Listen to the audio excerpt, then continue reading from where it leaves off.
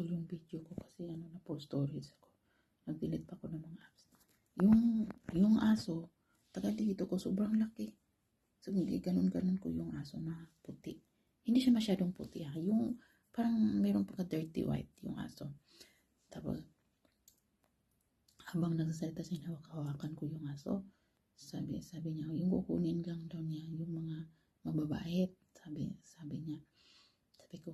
Sabi ko, nanaginip din ako ng palagi din ako nanaginip na ang Panginoon na malapit nang bumalik para sa pag-judge ng mga buhay at patay, sabi ko sa kanya. Tapos tinawag niya ako, halika. Tapos sa lumang bahay namin, may upuan dito na gawa sa kawayan. Umupo siya doon. Tapos umupo din ako sa harap niya. Siya doon sa gawang kawayan na upuan. Tapos sa harap ako. Umupo siya at umupo din ako sa upuan. Hinawakan yung noo ko. Yung kamay niya nakaganon. Paghawak niya sa noo, yung katawan ko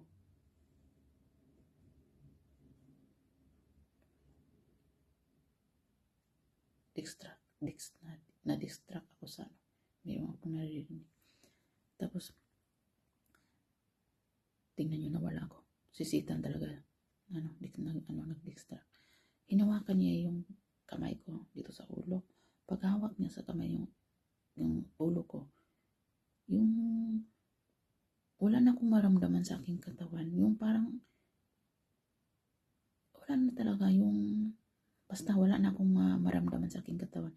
Ang naririnig ko lang yung boses ng lalaki na nagsasalita siya, kumakausap siya sa ating Panginoon. Sabi niya na, ganun-ganon lang yung sabi niya. Yung panaginip kasi siya na ganun-ganon, yung-explain siya yung about sa aking mga panaginip. Sabi niya, ganon. Tapos, yung panaginip ko, yung naririnig ko lang sa nagsasalita yung lalaki na may suot na hayop. Sabi, yung mga panaginip ko pala ay galing sa Panginoon. Tapos nakikinig lang ako sa lalaki na nakasuot ng karnero. Yung nakasuot ng panit ng hayop. Tapos may dala siyang sungkod yung sungkod niya nakaganon. Hinawakan niya. Kaya nga yung sinabi ko yung nakita ko siya, sabi ko, ikaw si Noah. Kasi si Noah may dalang sungkod.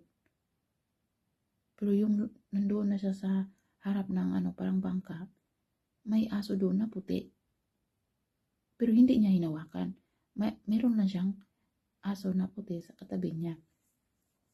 Kaya yung una ko siya nakita, sabi ko na, ikaw si Noah. Pero hindi din siya nagsabi ng oo. Hindi siya nagsabi. Kaya ayun. Sana ba tayo? Nawala ako. Tapos ayun na, balik tayo. Yung kinakausap niya ang Panginoon, sabi niya na kukunin lang niya yung nagbabasa ng mga Bible.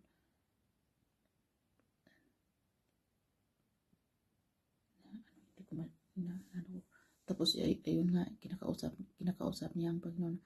Tapos parang nakalutang yung katawan ko. Sabi niya, malapit na bumalik ang Panginoon sa aking mga panaginip. At nanaginip ako na heaven at saka hell. Sinabi ko sa kanya, pumunta ako, sabi ko doon, pumunta ako sa heaven, tapos pumunta din ako sa hell. Sabi ko sakay, ito yung lalaki na nakasuot ng na parang si Noah ba? Hindi ko alam ko, hindi kasi siya nag-oo. Yung sinabi ko, nakapunta ako sa heaven, nakapunta din ako sa hell. Sabi ko sa kanya, saan ba ako pupunta? Sabi ko kay yung lalaki, yung hindi pa niya hinawakan ng aking no. Sabi ko, saan ba ako pupunta? Kaya kinakausap niya ang Panginoon tungkol sa aking mga panaginip. Habang kinakausap niya ang Panginoon, sabi niya, okay, ganon. Yung sila lang dalawa nag-uusap. Naririnig ko lang yung prayers niya, yung kinaganon niya yung noo ko, yung nagpe-prayer siya, na hinawakan niya yung noo ko. Tapos kinakausap niya ang Panginoon, yung katawan ko, hindi ko na naramdaman na meron akong katawan na ganun boses niya. Tapos ganun. Tapos sabi ng lalaki na nakasuot ng yung balat ng hayop. Sa huli niyang sinabi yung bago ako nagising, bag. Hindi ko alam kung bakit bag. Sabi niya, ganun, okay, ganun, baka, ganun sila lang ng Panginoon ba nag-uusap. Tapos bag, after ng bag, nagising ako. Hindi ko alam anong ibig sabihin ng bag. Tapos nagising ako habang nag-uusap sila ng Panginoon tungkol sa aking mga panaginip. Kasi nanggaling yun sa Panginoon. Tapos sa huli yung sinasabi ng lalaki, narinig ko habang hinawakan niya yung yung noo ko before ako nagising. Sabi niya bag. Hindi ko maisip pa anong ibig sabihin ng bag. Tapos sinabi niya na sabi ko na hindi ako nababasa ng Bible. Sabi niya baka tulog ka lang ng tulog. Totoo yun, hindi talaga ako ng Bible, nagbabasa. Pero nakikinig ako ng mga sa social media yung tungkol sa Panginoon. Pero hindi ako nagbabasa. Kailangan pala na magbabasa ka talaga ng Bible. Kahit nakikinig ka sa social media ng papuri sa Panginoon, yung tungkol sa Panginoon, kailangan mo pa rin magbabasa ng Bible. Kasi sabi ko nga yung lalaki na sinuwa siguro yun. Hindi kasi siya nagsabi ng oo. Siya sinuwa. Para siyang sinuwa kasi madalas ang sungkod nakasuot siya ng balat ng hayop. Sabi niya, baka hindi ka nagbabasa ng Bible, baka tulog ka na ng tulog. Totoo yun. Kailangan ko mula ngayon, Panginoon, tulungan niyo po ako, Panginoon, na makabasa po ako ng Bible araw-araw po, Panginoon, at maintindihan ko po, Panginoon, ang salita niyo po, Panginoon, at tulungan niyo po ako, Panginoon, na maisa isip ko at maisa puso ko yung laman ng Biblia po, Panginoon. Tulungan niyo po ako, Panginoon, i-guide niyo po ako, Panginoon, na maintindihan ko po ang binabasa ko sa Biblia, Panginoon, yung mga laman sa Biblia, kasi hindi ko pa masyadong merong mga words sa Biblia na hindi ko masyado pang maintindihan. Panginoon, tulungan mo ako, Panginoon, na maintindihan ko yung mga mensahe niyo po, Panginoon. At tulungan niyo po ako, Panginoon, na ang aking pangalan maisulat sa aklat ng buhay po, Panginoon. Huwag niyo po akong hayaan na mapahamak, Panginoon, pati ang aking mga mahal sa buhay po, Panginoon. Tulungan niyo po sila po, Panginoon, na naway ang kanilang mga pangalan din po, Panginoon, may sulat sa aklat ng buhay po, Panginoon. Huwag niyo po silang hayaan na maparusahan po, Panginoon. Kayo na pong bahala sa aking mga mahal sa buhay po, Panginoon. Naway mayroon kang taong ipadala sa kanila po, Panginoon, para makahatid sa kanila ng mensahe galing sa inyo po, Panginoon. Naway mayroon kang taong gamitin po, Panginoon, para sa kanila po, Panginoon. Panalanginan niyo po, Panginoon, ang aking mga mahal sa buhay po, Panginoon. Amen. Sobrang lamig dito sa labas. Nandito ako sa laundry. Dito kasi walang heater dito, masyadong malamig dito.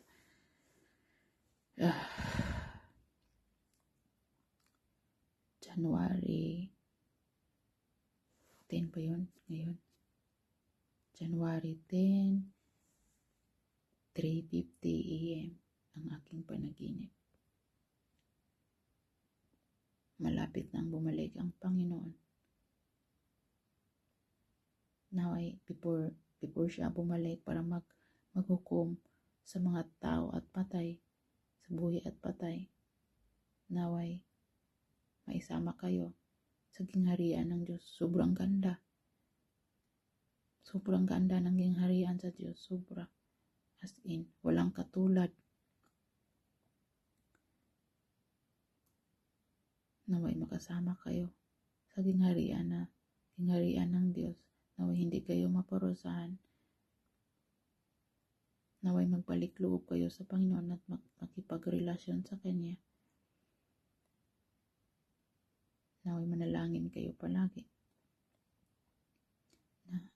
na bawat isa sa atin na tayo ay may relasyon sa Panginoon, may koneksyon sa Panginoon tayo para makapasok tayo sa kingharian sa Diyos. Itong panaginip ko ay galing pala sa Panginoon kasi may nagsasabi ng iba na hindi lahat ng panaginip ay nanggaling sa Panginoon.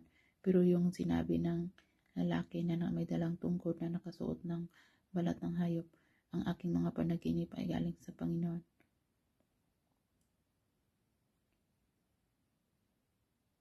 Bumaba siya para sa mga taong mabubuti. Yung sabi niya, yung kunin ko yung mga tao, yung mga babae, sabi niya. Kaya nagtanong ako sa kanya.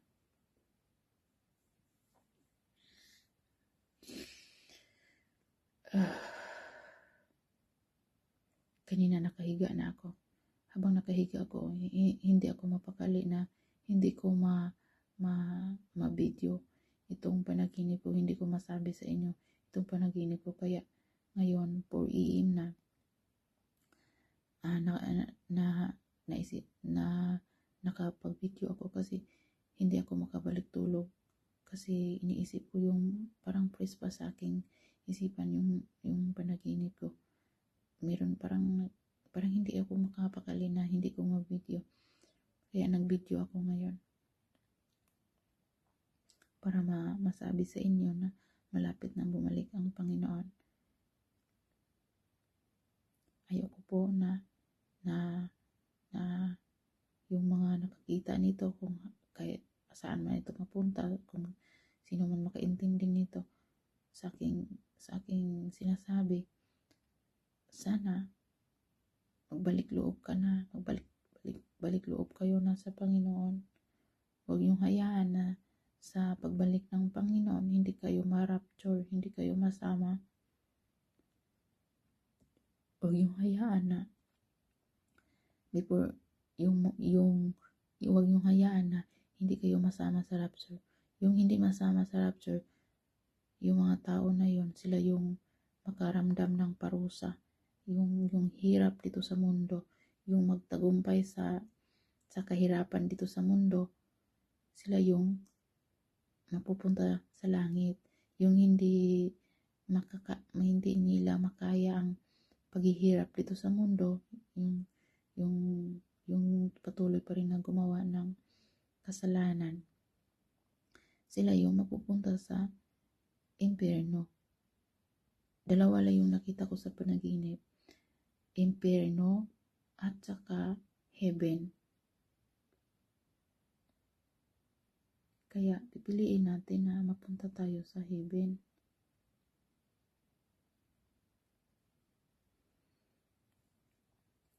Kasi sobrang hirap mapunta tayo sa patuloy tayong gumagawa ng kasalanan. Pumunta tayo sa impyerno. Sa impyerno walang kaligtasan na doon. Nandoon na lahat ng kahirapan.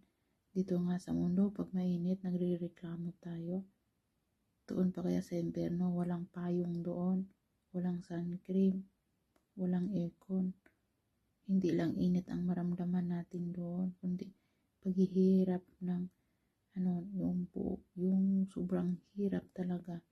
Yung katawan mo sasaktan kasi kahit pumunta ka na sa impyerno, kung yung nandito ka sa mundo, yung makapil ka ng gutom, sakit,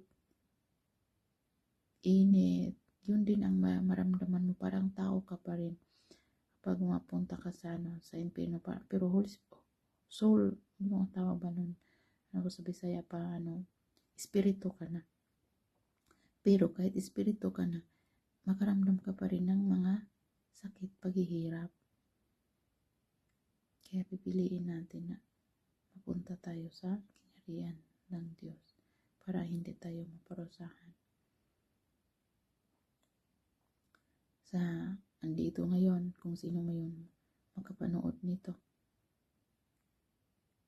Naway, panalanginan kayo ng Panginoon. Panginoon, kung sino man, Panginoon, na makakita nito sa video na ito, Panginoon, kung saan man ito aabot, Panginoon. Panginoon, tulungan niyo po sila, Panginoon. Tulungan niyo po siya, Panginoon, na naway magbago na po siya, Panginoon. Tulungan niyo po siya, Panginoon. Ang kaniyang pangalan po, Panginoon, may sulat sa aklat ng buhay po, Panginoon. Huwag niyo po siyang hayaan na mapahamak po, Panginoon. Ikaw mag-guide sa kanya po, Panginoon. Patawarin niyo po siya, Panginoon, sa kanyang mga kasalanan po, Panginoon. Ikaw maghahari sa kanyang puso at isipan po, Panginoon. At naway ang kanyang bawat pamilya po, Panginoon, ang bawat mahal niya sa buhay po, Panginoon, naway maisulat sa aklat ng buhay po, Panginoon. Naway huwag niyo pong parusahan po, Panginoon.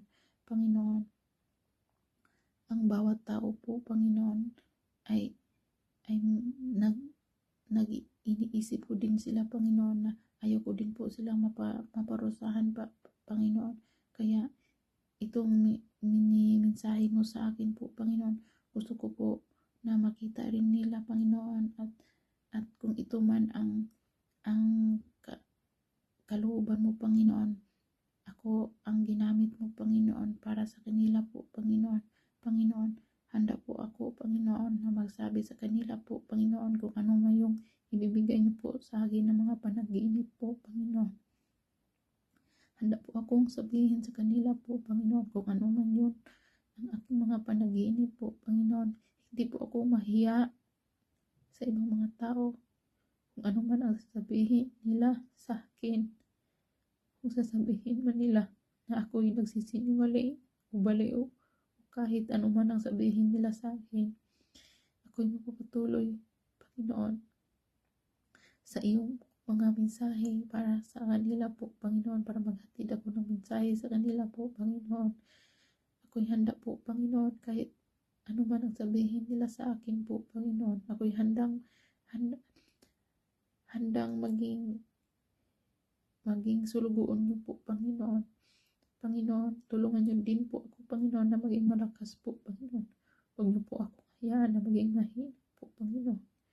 Ikaw po, Panginoon, mag-ahari sa aking puso at isipan po, Panginoon, at din po ako ng lakas para sa kanila, bawat isa sa kanila, na may matulungan po sila, Panginoon, na magbago, na may makarealize sila sa kanilang mga kasalanan po, Panginoon, at magbago sila. Patawarin po sila ngayon, Panginoon, kung nakikita man nila ito, ang aking video po, Panginoon, kung sino man sila, Panginoon. Panginoon, nakikiusap ako sa inyo, Panginoon. Patawarin niyo po sila sa kanilang mga kasalanan. Naway magbago na po sila, Panginoon. Naway iwanan na po nila, Panginoon, ang kanilang mga nagawang mga kasalanan po, Panginoon. Naway magbago na po sila, Panginoon. Naway gumawa na po sila ng kabutihan, Panginoon. At naway marunong po silang magpatawad, Panginoon, at magmahal sa kapwa po, Panginoon. Alisin niyo po sa kanila ang pride po, Panginoon. Naway bawat isa sa kanila po, Panginoon, mamahalan sa kapwa po, Panginoon. Ikaw maghahari, magaproteksyon sa kanila po, Panginoon. Naway ang bawat isa sa kanila po, nakikita nitong video po, Panginoon, na binigay niyo po, Panginoon. Naway isulat ang kanilang pangalan. Yun lang po ang pinaka-importante, Panginoon, ang kanilang pangalan. Maisulat sa aklat ng buhay para makapasok sa iyong gingharian po, Panginoon. Naway ang mga pagsubok dito sa mundo po, Panginoon. Habang buhay pa kami, Panginoon, naway makayanan namin na po, Panginoon, ang mga pagsubok dito sa mundo po, Panginoon. Naway ikaw mag-guide sa amin po, Panginoon. Huwag niyo po kaming hayaan na kami magdesisyon po, Panginoon. Naway bawat desisyon po namin, Panginoon, kasama ka po namin po, Panginoon. Tulungan niyo po kami, Panginoon, sa aming mga problema na iniisip namin palagi, Panginoon. Hilayo niyo po kami sa mga anxiety po, Panginoon. Hilayo niyo po kami sa aming mga problema po, Panginoon. Ikaw mag-ahari sa aming puso po, Panginoon. Patawarin niyo po kami sa aming mga kasalanan po, Panginoon. Salamat sa bugtong anak mo, Panginoon. Nagsakripisyo, alang-alang sa aming mga kalawasan, alang para sa aming kalawasan, na kami dapat ang maparusahan. Ngunit minahal niyo po kami, Panginoon. Sinakripisyo niyo po, Panginoon, ang iyong bugtong na anak para sa aming kalawasan, Panginoon. Salamat sa iyong pagmamahal sa amin po, Panginoon. Patawarin niyo po kami sa aming mga kasalanan, Panginoon. Naway bawat isa sa amin, Panginoon, magbago po, Panginoon. Baguhin niyo po ang kanilang puso, Panginoon. Kung meron na silang naramdaman, Panginoon, ngayon, kung ano man yung sakit nila, Panginoon. Panginoon, nagigiusap ako. Hikapa ang kanilang mga balatian, Panginoon. Pagalingin niyo po sila, Panginoon, sa kanilang mga sakit. At naway makayanan nila ang mga pagsubok nito sa mundo po, Panginoon. Naway hindi po sila sumuko sa mga problema nila ngayon. Naway matukupayan nila ang mga pagsubok nito sa mundo, Panginoon. Naway maintindihan nila, Panginoon, na before bumalik, Panginoon, at before makapasok sa iyong gingharian, Panginoon, na mayroong kailangan na mga pagsubok para makapasok sa iyong gingharian, Panginoon. Naway maintindihan nila, Panginoon, at naway pagkakala nila ang mga pagsubok dito sa mundo po, Panginoon. Naway mayroon silang relasyon sa inyo, Panginoon, at maintindihan nila, Panginoon, ang iyong purpose, bawat problema, na may maintindihan nila, Panginoon, na lahat ng problema may solusyon at may kagalingan at mayroong kapahingahan.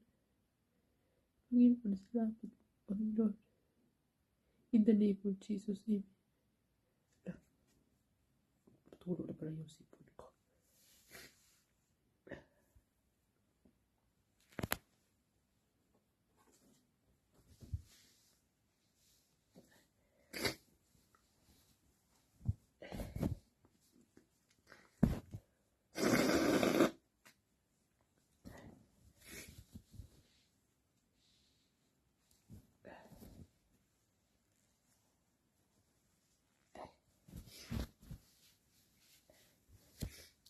Guys, magbalik tulog na ako. Mga kapatid, salamat po sa iyong pakikinig. Pasensya na po. Tumutulog na pala yung sipon.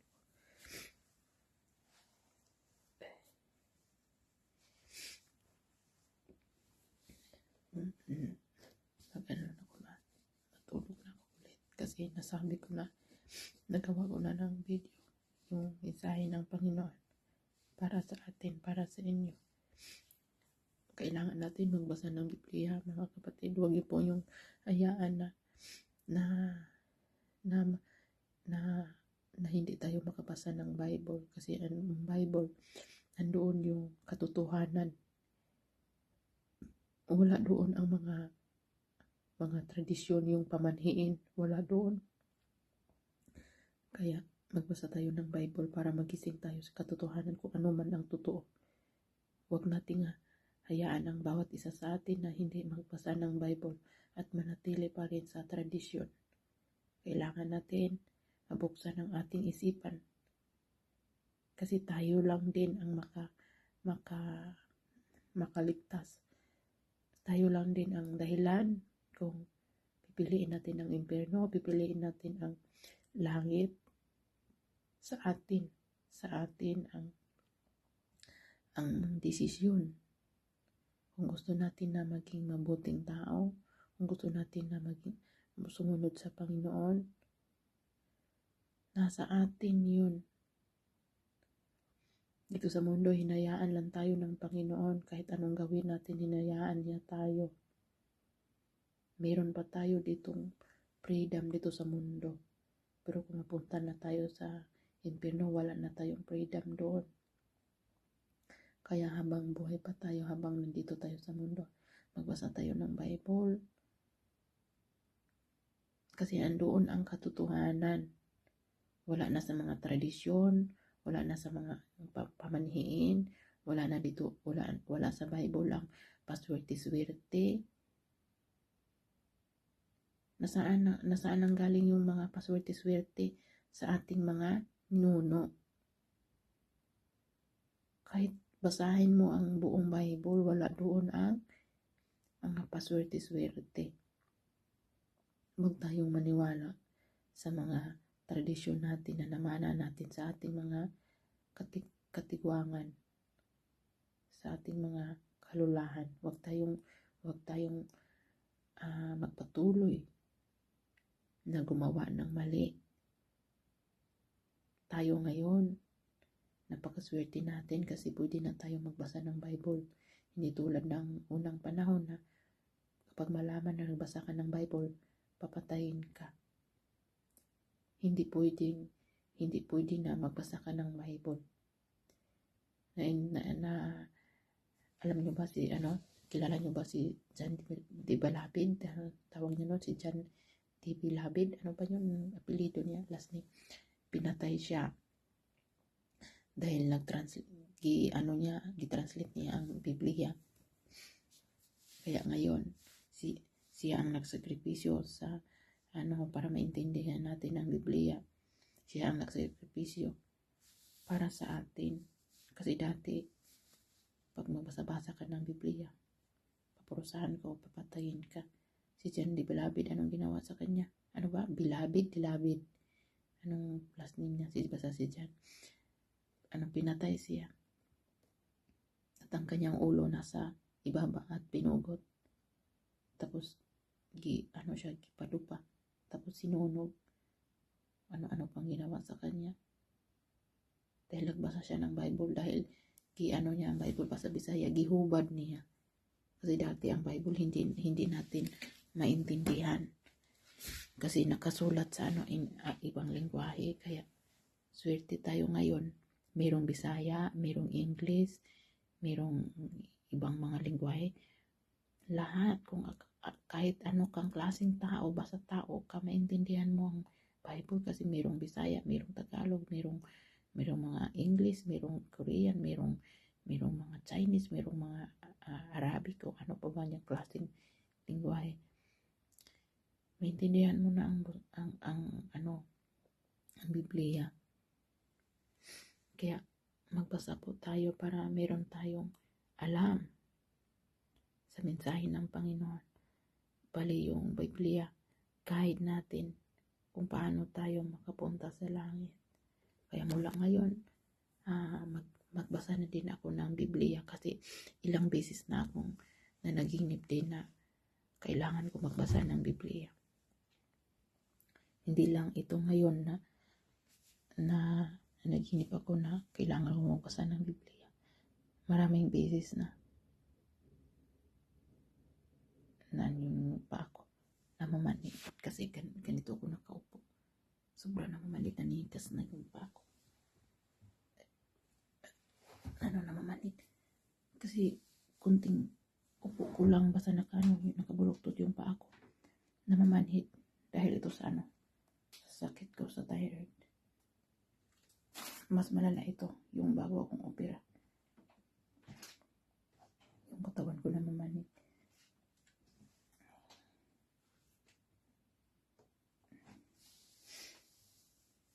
Itong sakit ko, pinapasalamat ako sa Panginoon kasi ito yung dahilan kung bakit ako naging malakas sa Panginoon at nakipagrelasyon sa Panginoon. At kailangan ko pang mas mataimtim ang aking pananalig sa Panginoon.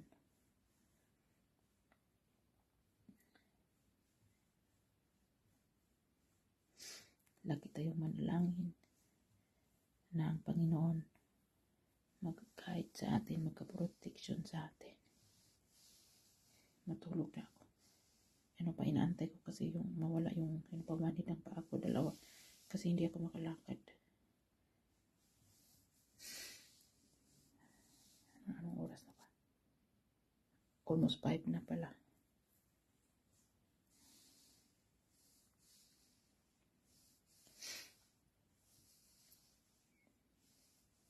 Dito sa mundo, kahit kaano ka pa kahirap, kahit kaano ka pa kayaman, pagbalik ng Panginoon sa kanyang paghukom, lahat ng mahirap at mayaman ay husgahan niya kung saan siya pupunta, sa heaven ba siya o sa impyerno. Dalawa lang ang ating mapuntahan. Kaya piliin natin mapunta sa gingharian ng Diyos.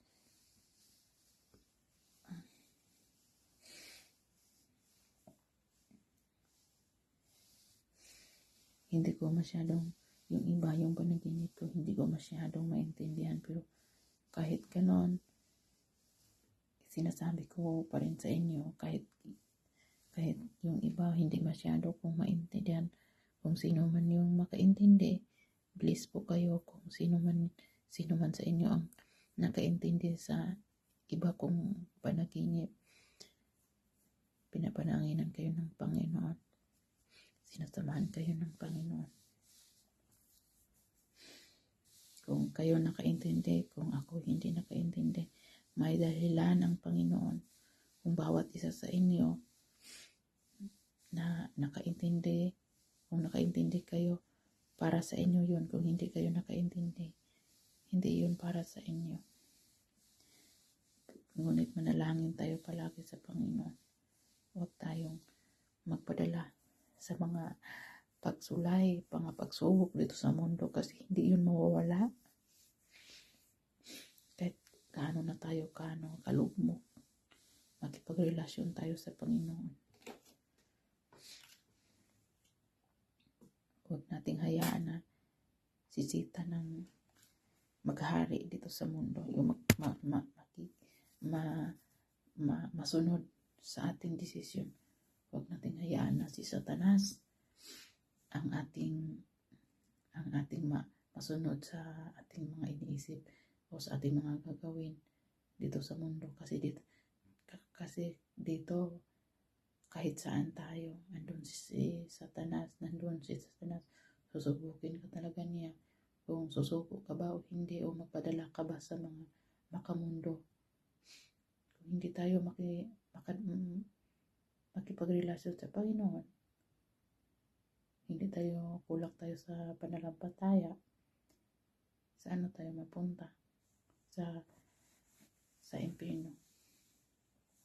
Kaya wag nating hayaan na tayo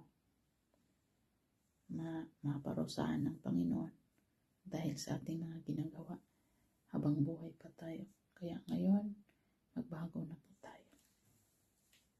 Ayun pa ako, medyo magalaw na. Ilagad niya ako. Nanigas kasi yung pa ako. Dalawa. Yan, salamat po sa iyong pakikinig. At matulog na po ako ulit.